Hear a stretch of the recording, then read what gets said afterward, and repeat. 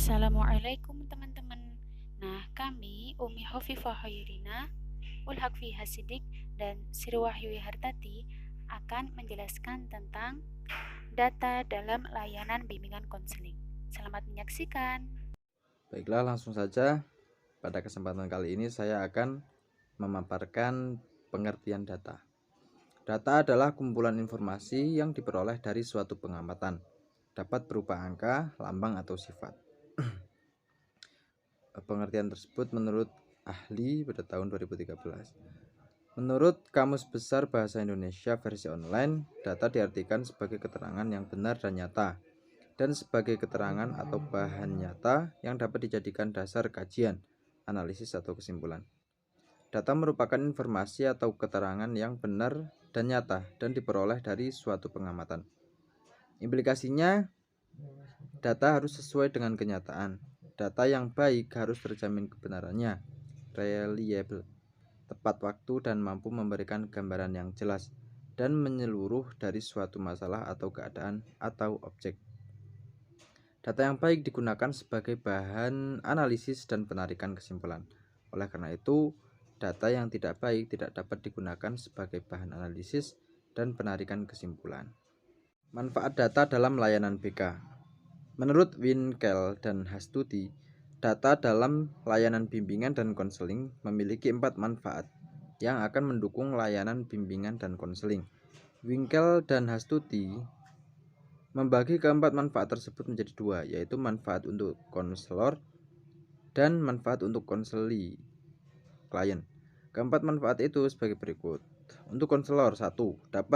Data dapat digunakan untuk mengetahui apakah kompeten konselor mampu dan cukup dalam memberikan pelayanan kepada konseli dengan inti permasalahan yang telah dilakukan.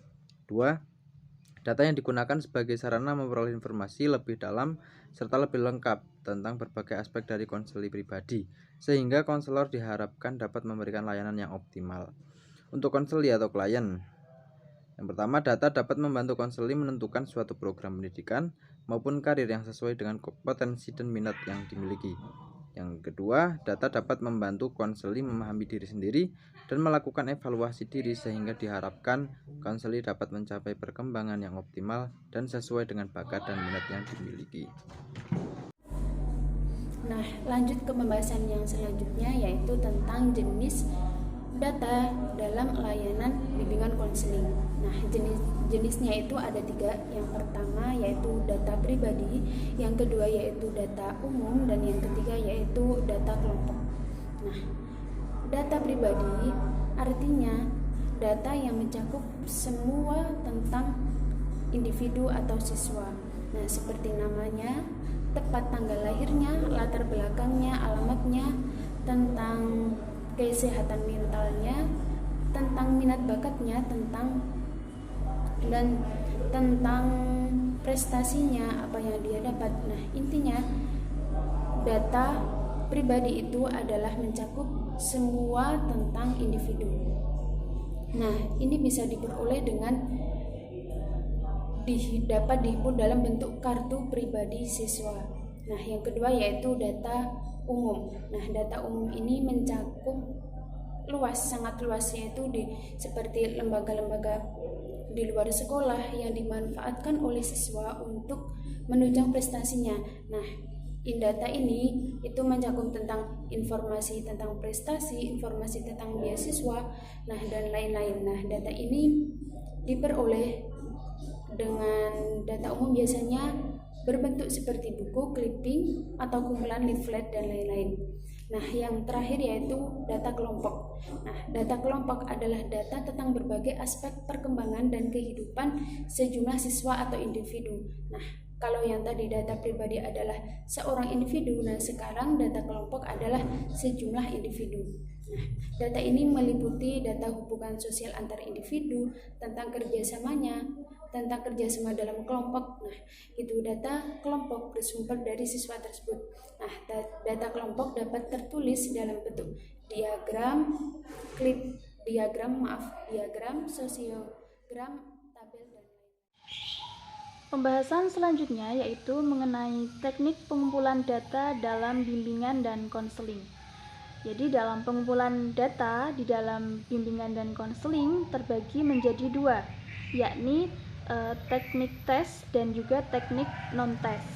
Nah, teknik tersebut digunakan sesuai dengan kepentingan data yang akan dihimpun.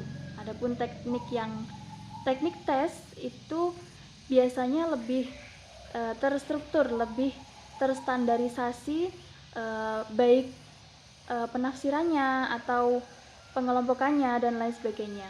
Nah, sedangkan teknik non-tes biasanya lebih fleksibel. Nah, kali ini kita akan mengupas satu persatu mengenai teknik tes dan juga teknik non-tes. Nah, kita mulai dari teknik tes.